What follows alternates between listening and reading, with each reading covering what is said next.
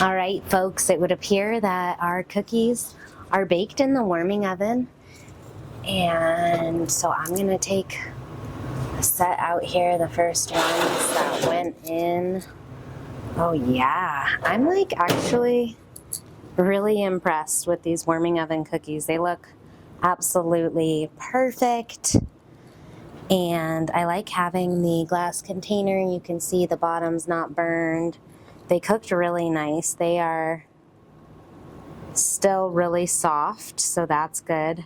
I was worried that they might be hard cookies, but they're not at all. So they are perfect, and I'm super excited to show you guys how you can actually do real baking of real cookies up in the top warming oven on this Guliver.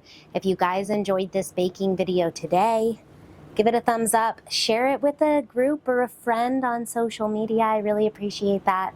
Thanks for being here. If you haven't already, click the subscribe button in the corner of our channel. God bless y'all. Bye.